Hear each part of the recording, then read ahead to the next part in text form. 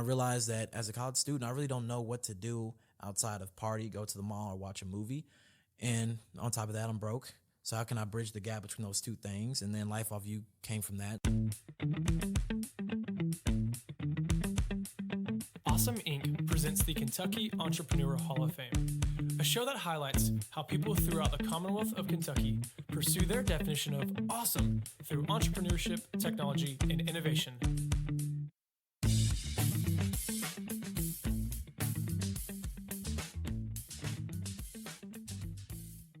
Hey guys, thanks so much for checking out this newest episode of the podcast. Today I get to sit down with Destin George Bell. He's a man of many names, and he is someone who is super hungry. He's always sniffing out opportunity, and he is a student at the University of Kentucky. He's the president of their E-Club, and as long as I've been in Lexington and around the entrepreneurial community, he has been there right alongside. So it's pretty exciting to see a 21-year-old who is making moves. He's shaking things up in his life and on campus. And I thought it was going to be a pretty cool opportunity for him to share his story and what he does. So my man, thanks for coming out to Awesome Inc. today and sitting down. I'm excited to hear your story and just hear about what you've learned and what you're doing as a young entrepreneur. Awesome. Well, for one, thanks for having me. Love Awesome Inc. I've been coming to you guys stuff since I was a sophomore.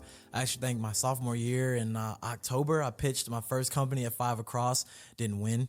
You know, it's all good. It's a learning experience. Which company was that? That was LifeOffU. Okay, yeah. So that's what we'll be talking about today. Yeah. So just glad to be here. Thanks for having me. Well, sweet. Hey, so let's go ahead and get a background. Again, probably most people who are listening don't know you, and that is okay. This is why we're going to share your story. So tell me a little bit, again, about your background. So how did you end up in Kentucky? And again, this entrepreneurship word is kind of taboo. How did you end up calling yourself an entrepreneur and just getting involved in this community? Right. Well, starting with that first question, I've lived in Kentucky my whole life. I'm actually from Louisville in Kentucky, born and raised. I've been a Kentucky boy since the time I came out the womb to now. Actually, this summer, I just had my first internship in Dallas, Texas, which is the first time I've not lived in Kentucky my entire life. So I'm a Kentucky guy through and through. From Louisville. I actually came to UK 2016. I've been here for 4 years. I'm a senior now. And I pretty much came here because I thought, this would be a new environment for me. And obviously, I'm just like stone's throw away from Louisville. But to me, being in Louisville my whole life, this was a new thing for me. And I've always been involved in entrepreneurship. I never really knew it, though, because back when I was, middle school and high school, I would sell candy out of my backpack. I would cut grass. I used to walk around with my lawnmower and just carry it around and knock on doors and say, hey, your grass is looking a little nasty, my guy. You need somebody to cut that. Looking a little nasty. Just looking a little nasty, or shoveling snow, raking leaves, mulching, walking people's dogs, selling candy out of my backpack. I even was a really good creative writer in high school too. So I would write people's English papers or scholarship essays. I can tell you right now that a good 50 or 60 people that go to UK, they're in my class, they owe me their scholarship money because I was charging like $20 for scholarship essays. I got almost every minority student I know in my high school. I think that might become a question of ethics. So we're not going to dive into that too much. So, we can cut that one. That one's off the record. But honestly, I've just been always involved in entrepreneurial stuff. I've been really fascinated with making money for myself and trying to add some value to people in any way that I can. And that's really just been something that I've always enjoyed doing. So, well, hey, again, so you went to Louisville Middle High School, right? Right. Did that do anything in terms of preparing you for entrepreneurship? Kind of what was that transition from high school to college? And this goes back to my point that nothing really ever prepared me for entrepreneurship except for my desire to go out there and fall on my face and learn it for myself. Sweet. Because there were no classes for it. I went to a college prep school, so it was always college this, college that. Get good grades on the ACT or get a good score on the ACT, get good grades in class, do this, do that, prepare yourself to get a job, be prepared to work a 9 to 5 till you're 65, hope you saved up enough money until you die. And, not say there's anything wrong with that, but I've always wanted more. And I always wanted something that was exciting and allowed me to take control of what I wanted to do and find ways to be creative and solve problems. And that manifested in high school. It wasn't really a byproduct of what Male taught me. It was more so the fact that Male had really nasty food at the cafeteria. And I decided, if I could find a way to sell candy and chips and Capri Suns out of my backpack in an efficient manner, people would buy it and I could probably make some money off of it. Or people don't like writing papers, but I'm really good at writing papers and they're willing to pay people to do that for them. So maybe I could find a way to bridge that gap and solve that problem. And so I guess in a way, Thank you, high school, for having a whole bunch of gratuitous Dear old homework high school. assignments. Dear old high school. Thank you for having all the gratuitous homework assignments and terrible school lunch, because you helped me in the process. So I appreciate Well, that. hopefully that's just subjective opinion for you, because some people probably loved it. So going back to where you currently are at UK, you're a senior. What are you involved with at UK that has helped you foster your desire to be an entrepreneur? Really just talking to people the same way in high school. I'm very extroverted. For the people who are listening to this who do know me, and for the people who don't know me, you'll probably hopefully get to know me one day, because I'm always around and I shake everybody's hands.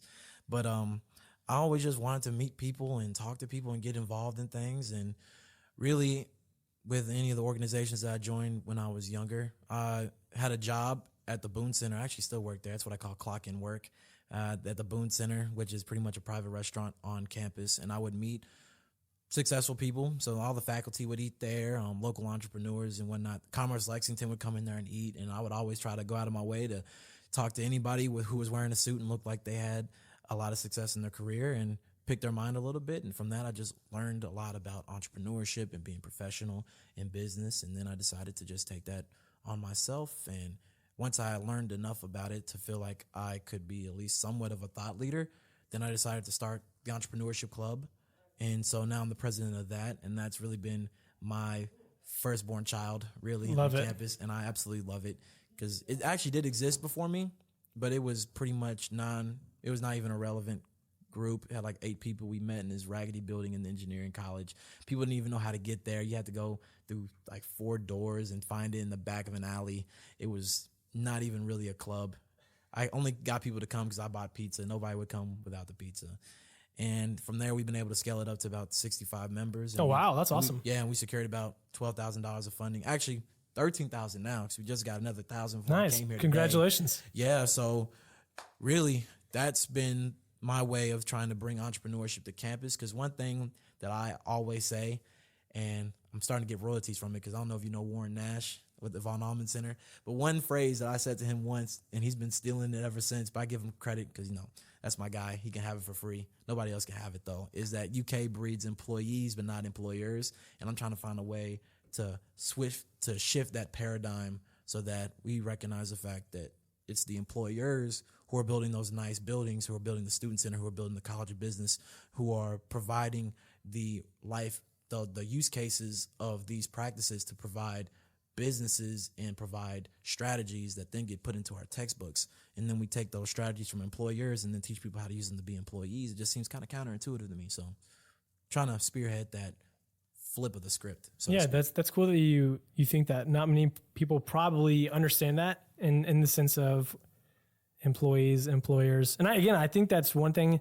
You don't know what you don't know. And so you created opportunity for yourself to be an environment where, oftentimes most people who want to grow, they will say, oh, I want to be the dumbest person in the room. So you're putting people who are wiser than you, they've experienced more life, in your circle, and they're helping you realize some of these things. So that's pretty sweet that you get to. Right. I love it. Yeah, you're opening up your eyes to that. I love that. Again, so you're at UK. Talk about LifeOffU. Again, I want to talk about your company, what you've learned. Again, you're in school, which arguably can be a full-time job if you want it to be. But you got school on your plate, and then you're also trying to run this company. How have you learned from that? What's going well? What has, what's been a screw up for you that you realize I can't do that? Maybe if I do this again, change it in this position. Yeah. So LifeOffU spawned, I should say, from a... It spawned, yeah. Like spawned. Halo. Yeah, spawned, yeah, exactly like Halo. But it spawned from pretty much a gap, just like I talked about, just finding problems that college students have. And being a college student, it was easy because I could just ask myself, what's something that you think sucks? And I realized that as a college student, I really don't know what to do outside of party, go to the mall, or watch a movie. And on top of that, I'm broke. So how can I bridge the gap between those two things? And then LifeOffU came from that. So LifeOffU is a college marketing platform that served as a third-party digital mall, per se, where organizations around Lexington could help promote whatever it is that they're looking to get college students involved, and then offer those college students a discount. So we ran campaigns with Sky Zone, with Breakout Games, with Malibu Jacks, with Lyft, Republic Bank, The Lyric, and a whole bunch of different organizations around here, and learned a lot from that.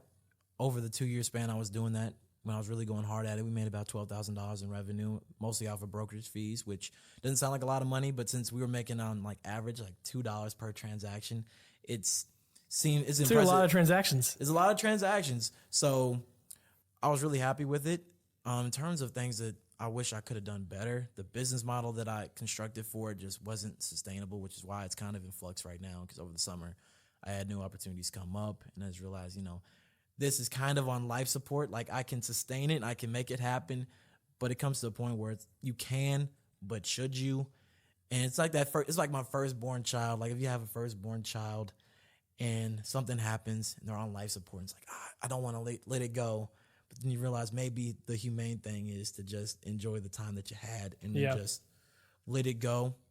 And that's kind of where I'm at with that. But overall, great experience. I've learned a ton, and it has empowered me to meet people like you and Awesome Inc. and all the people here and people in the community as well, and kind of get involved in entrepreneurship and doing the things I'm doing now. So I wouldn't change a thing. Sweet, man. Again, so you're a young entrepreneur. That's how you classify yourself. What is a stigma that maybe you personally wrestle with as a young entrepreneur, or a stigma that you are trying to actively break? I'm trying to break 2 stigmas right now. So the first stigma I'm trying to break amongst the older people who I deal with. So these are, the 40-year-olds who are, very well off, very successful and whatnot. And then I'm offering a service to them, and they think, what is it that you, a 20-year-old with a associate's degree in marketing, what can you teach me when I've been in business for this and for this long, and I've done this and I've done that? And my stigma that I want to break on that side of things is that just because my age may be half of what yours is doesn't mean that my knowledge is half. Because everybody has a different skill set. Everybody has a different knowledge. And sometimes young people may not know what you know about maybe this topic, but we might know a lot more about this thing. Like digital marketing, a lot of 40-year-olds who had marketing degrees in the 90s probably don't know a lot about conversion and user acquisition through social media ads on Instagram, right? So I'm trying to break that stigma, and I think it's starting to be broken on its own, because now the older generation of business people are recognizing that, hey, these young people, yeah, they're glued to their phones, but they're learning how these things work. And this is revolutionizing the way that marketers work. This is revolutionizing the way that our business works. That's cool. Yeah, exactly. That's cool. That's cool you're getting to see that. Yeah. Because I know that is even something that I know we've dealt with, and people kind of being slower in terms of, hey, here's an opportunity. It's not our focus. We're not going to give too much attention to it. And sometimes it takes a couple of strong nudges. Very strong. Yeah, some would even say pushes, shoves. That's true. That's cool. So again, what are you doing on campus that has helped you grow in terms of how you network with students? Again, you've mentioned an e-club, you're buying pizza. What are other ways you are trying to change your involvement on campus to help, I'd say, sharpen your skill set? So in terms of, and just so I can understand that, what am I doing on campus to well-round myself or help others? Yeah. That might not be on absolutely. Yeah. So helping myself and helping others. Well, I feel like, to me, just like they say in class, the best way to teach yourself is to teach others, because to teach others, that means you have to have a strong enough grasp of the topic to be able to talk about it. So for me, helping other people and trying to give back, what I like to call good karma equity, has been one of my most valuable ways to teach myself. Like the Entrepreneurship Club has opened me up to new opportunities to meet people that I have not. Because before, when I would, email somebody and say, hey, I'm the founder and CEO of LifeOffU and I would love to talk to you, they think, sales call.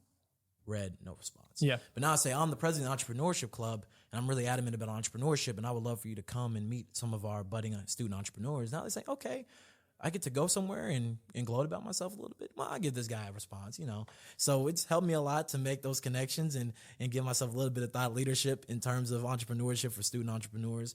And it's also given me a chance, and this is something I've really found I have a passion for business development, because I guess I've turned into a pro bono consultant, and that anybody on UK who has an idea about something entrepreneurial, somehow or another, they always talk to me and say, George, oh my gosh, I have this idea. I want to start this thing. It's better than eBay, but it's totally different. I want to do this and with this, or I want to create this app that does blank, blank, blank, blank, or I want to build this, or I want to promote this book that I just wrote, or this and that. And then somehow they always say, George, I want you to help me with marketing it, developing it. How should it look? This, and this. And I either help them or I connect them to somebody that does.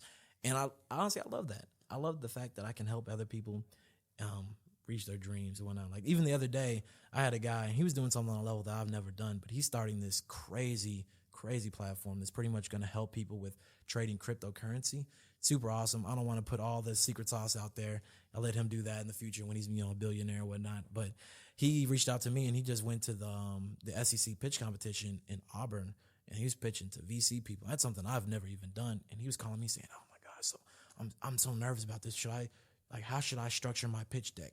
Is this a story? Is this a cohesive story that I'm telling? Do you think I should move this here and there?" And it's like people who are doing things on a level that I don't even know how to do are asking me for my advice. And honestly, I love that. It's surreal to me. Sweet. Man, you're learning a lot. You're in a really moldable position. That's really cool. I want to keep talking about what you're doing on campus and how you're growing personally. I think it's an important area to realize.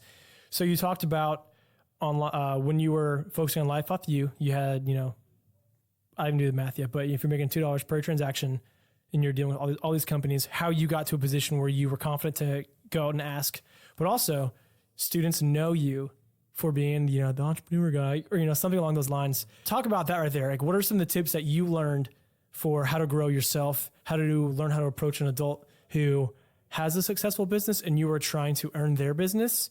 Then how do you take that and how'd you learn how to market to your fellow classmates and give them something that you thought was valuable? Well, for me, I would say the best way to do anything in my mind is always set yourself up as a leader in whatever it is that you're trying to do. Like for me, my company was based around marketing. So I was focused on establishing myself as somebody who is a certified marketer. Like I want people to know that I have these skills. So I would always post books on my Instagram story, like simple stuff that, seems like it goes in one, you look at it, you flick through, you don't see it again, but posting like, oh yeah, I'm at this convention talking to this person, or I'm at this person, or I read this book about this, and writing a quick LinkedIn post about it and whatnot. And no, nobody says it in the moment. They're subconsciously building this identity of you as this entrepreneur, this marketer, this well-read person, this well-connected person. And now the students, when it comes time for them to dig in their brain and think, oh, I have this thing that I want to market. Who is the person I want to do that? Or I want to find a way to save money on going to breakout games. Where can I do that? Oh yeah, LifeOffU. They do this. They've done that. Like we had a day early pre-screening of Avengers Endgame. We partnered with the Cinemark, the Fayette Mall Cinemark. Nice. And we gave us a theater of 150 seats for a day early screening of Avengers Endgame. It was the earliest screening in the entire city. Dude, that's awesome. Yeah. I didn't know that. Yeah, and we packed it out. And just from that, it's like there's a whole bunch of brand equity that came from that and just saying, oh man, it connotated this with fun. And that's what I was going for. So trying to find leadership in what it is on branding. And for the students, it was fun. It was good times. It was saving money. And it was my knowledge of what I was doing. And then for the businesses, it was setting myself apart as professional and knowing what I'm talking about. Because at the end of the day, who's going to give me the time of day? I'm 21 years old. I was 18 when I started it. So I'm 18 years old and I was on my first sales call and I had a PowerPoint. I remember the first sales call I ever went on for this. I went to MB2 Raceway. It was like right when they first opened. And I was so fresh out the gate that when I went there and I presented my idea, I didn't even have a name for it yet. I just had a presentation. It was just like a white background. It just said college marketing platform. Didn't even have a name for it yet. But I just went there and I sounded confident. And eventually they worked with me long enough for me to at least get the name and all that. I actually didn't even close that deal. But the fact that they kept meeting with me and they kept discussing with me and we actually talked about prices and what we would want and this and that. And then just building from that and this is another thing going back to what I said earlier with the students is that all it really takes is getting your foot in that one door. And especially in a place like Lexington, where pretty much if you're an entrepreneur in Lexington and you're doing good work and you're really getting yourself out there, people know you. And if you have good work with one person, word gets around, which is why it's so important to make sure that you're retaining those good client relationships, because when it comes time for them to say, oh, I need a marketing person, they say, oh, well, hey, LifeOffU or George or this or whatever, he's great. That's actually how I got the job with Synergy, actually, because Chase Minifield reached out to me and we had talked a super long time ago, but he was looking for somebody to run this company, and he said, well, who's a good person? And he was thinking, like, I know this guy, and he talked to the rest of his board and said, do you guys know this guy? I said, oh, yeah, I heard he's doing some really good work with LifeOffU, or he's doing this on campus and that. And then he just called me and said, hey, I think you'd be a good fit for this. And now got a new job. Nice. That's awesome. Congratulations. How long have you been working with Synergy for? Only a month and a week. Only now. A month and a week. Man, that's great. I'm fresh. I'm real fresh. Fresh Prince of Lexington. That doesn't flow. We're going to cut that. We're gonna cut. I'm just kidding. Well, hey, yeah, everything you're saying is great. You're learning a ton. It's been cool to know that, again, success for you has looked like packing out a mall movie theater screening that's, for a huge nationwide premiere with college students. And, you're going to some of the hot places in town that you get to jump on trampolines, or you get to go and figure out a maze, and you're providing fun for people who might not have been able to otherwise without your platform. So what does success look like for you currently? So I would say success for me looks like having a plan and executing on that plan. And that's why for me, when I talk to people, even though I'm all about entrepreneurship, sometimes people don't want to start that $1 billion tech company. Sometimes they just want to have some kind of a yard work company, or they want to do some kind of consulting on a small scale for a specific niche group. And that's okay, because to me, success is only in what you plan to do and if you execute on what that thing is. So for success for me looks like, at least for LifeOffU, success for me was saying, okay, if I'm working with this company, this is the projections for what I think I'm going to hit in terms of how many people I'm going to get them to go through the door, and then hitting that number. So for the premiere, I had 150 seats. I made the decision that I'm going to do this in February, and then there was planning from there. So, okay, now I'm going to have some feeler surveys out there. So I used some of my strategic partnerships to distribute out a survey. I surveyed about 500 students. They said, yeah, we would totally love to go to this. I figured out just projective questioning on how much would you think somebody would be willing to pay for some kind of a private screening like this. And from there, I found out a price point. And then from there, I decided what would be the best theater to do this thing at and what date would be best. Could I charge more if I had the day early screening, or would it still be better if I just did the same day as it opens and whatnot? And then from all that, I decided, okay, the day before, Fayette Mall, 150 seats, charging $12.50 or $15 for tickets. That's our number. That's what we're going for. And we released the tickets, and we sold out within 2 weeks of selling the tickets. Man, that's great. And then with Sky Zone, I said, all right, with them, I want to have 30 people come. I want to have student organizations come by. I want this to happen. I want that to happen. I want that to happen. And then there was 1 month we had about 50 people come. Just hit my 30-person projection for that first month. And then for Noodles and Company, we had a program with them with buy one, get one 50% off. I was saying, well, that one's a little bit out of the way. It's on Nicholsville, so we might not have as many people come. We hit double the figure that I thought we were going to go for that one. And it just goes on and so forth. And it just fluctuates depending on what that goal was. And that's one of the hard things about LifeOffU actually was that I pretty much was a marketing consultant for 15 different companies at the same time. And they were all so different. I even did something with Awesome Inc. for helping them, for helping you guys promote your web development boot camp, which was a bust because that was hard to get students to want to pay that, because a lot of them don't even want to pay for their classes. They missed out because you guys do great stuff. That's why I wanted to work with you. But even still, and it just comes with the success that obviously there's going to be pitfalls. It can't always be uphill. Every now and then. Not get though. Hey, let's go talk about pitfalls. I mean, that's a valuable part of your experience in the last couple of years, is learning from your mistakes and also learning from other people's mistakes. So again, what has been maybe your single biggest failure, or something that kind of punched you in the face in terms of a business and learning experience? I would say the biggest failure that I've had so far, it's been a lot. Let's see. I think the biggest failure I would have was losing my first client. So my first client officially was Malibu Jacks. They were the very first people to work with me. They signed the contract first. They were the first people to actually cut me a check. And that was a very momentous occasion for me, because it went from an idea to something I actually got paid for. And they were the first people to believe in me enough to actually cut me a check. So about a year-ish after, maybe a little less than a year, they decided, we don't want to do this anymore, because they repositioned their brand and they moved locations from Blake James Drive over to Nicholsville, where the old Kmart was, I believe it was. And then they decided that with the new space, they were looking to go in a new direction, and they didn't want to use us anymore, which I'm a little bit salty about, because that new logo, who was the one that gave them the advice to change it? Oh, I don't want to point any name. I don't want to say any names or anything like that. But regardless of that, when they called me and said we're deciding to move a different direction, that was a real gut punch to me, because it made me feel like the work that I had done wasn't sufficient with what they expected. And that was a tough one for me, because that was the first client I had lost before. And they weren't the only one. They probably won't be the last one ever. But for me, that was that first one, and the first one always stings the worst, just because you don't Just know how to because, deal with it. you don't know how to deal with it. yet. That's true. So what's the current state of life off you? You're wrapping up your time at school. What's Right. next? So for that, honestly, I'm glad. It's a really good question. I honestly don't even know what I'm gonna do with it now. We discontinued it for the summer for moving in a different direction. But then, like I mentioned before, I just became the CEO for this new tech startup with Chase, and trying to figure out where LifeOffU fits in that equation. Like LifeOffU was always that stepping stone business for me. It was the one that I was going to use as a fertile ground for breeding new ideas and learning new things, and then pivot me into the next thing.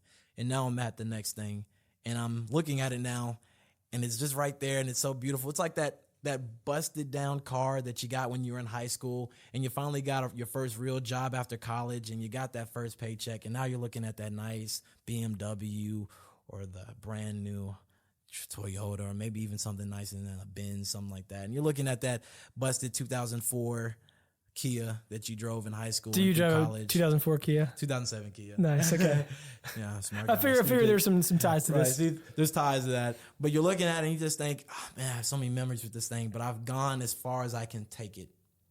And even though, logically, it's like, oh, I mean, compared to what I'm doing now, it's not even a question what I should do. But then your heart gets attached to it. And LifeOffU is honestly my first born child. It's your baby. Hey, It's my baby. I totally get that. I nursed it. It was sitting inside of me. It was in the womb, sitting inside of me, just me in my college dorm. I remember the exact day I came up with the idea. It was April 17th, 2017. I was with my girlfriend. We were asking what we should do, and she never wants to pick anything, but she hates when I pick stuff. And then I realized I only had 2 things I could even pick. And the idea was born there, and the whole summer I was doing market research. I personally surveyed 1,000 different students. Like I had a survey on my phone. I handed my phone to 1,000 different people to get the information for that.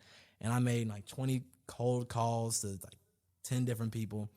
And I remember all those good times to where I'm at now, and just thinking, wow, came a long way from there. And I still have an even longer way to go, but it just hurts to let it go. Actually, hey, you'll figure this out. Again, you're moving in another direction, so might be time to pass on the baton, so to speak.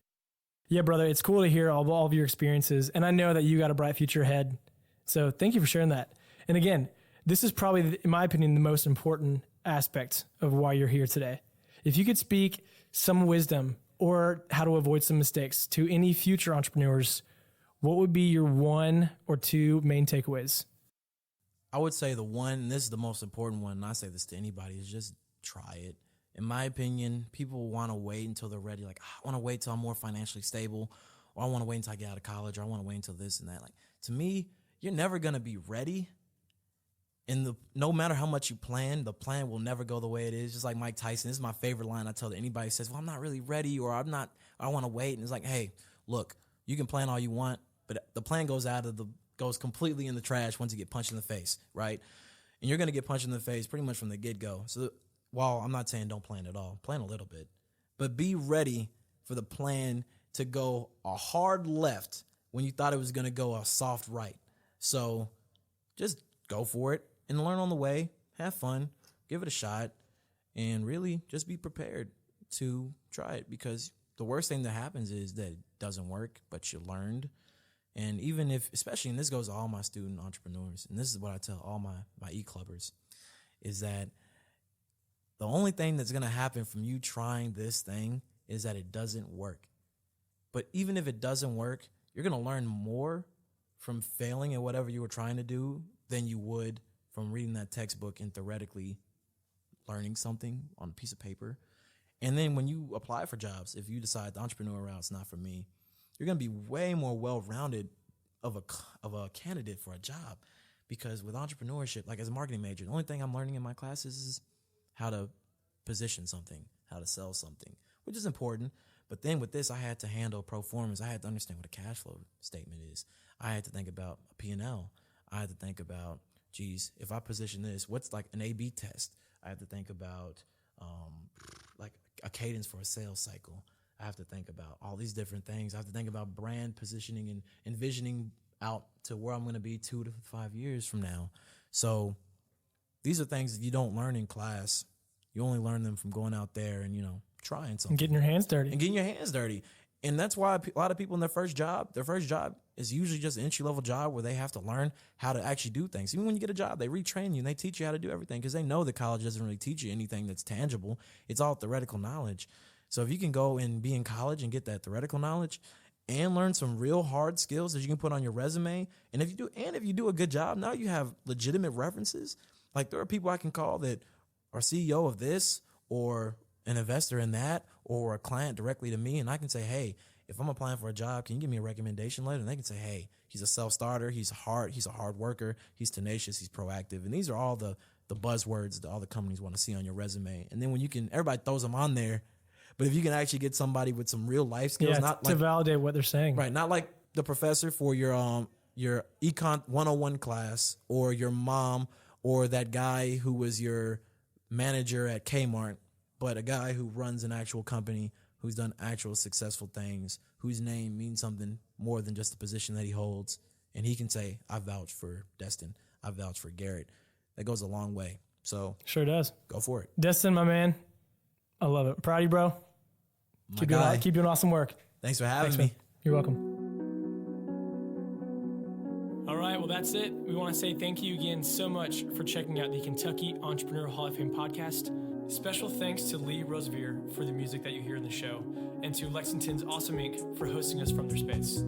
Again, I'm Garrett Farbach. Make sure to check back and tune in next time. We'll see you then.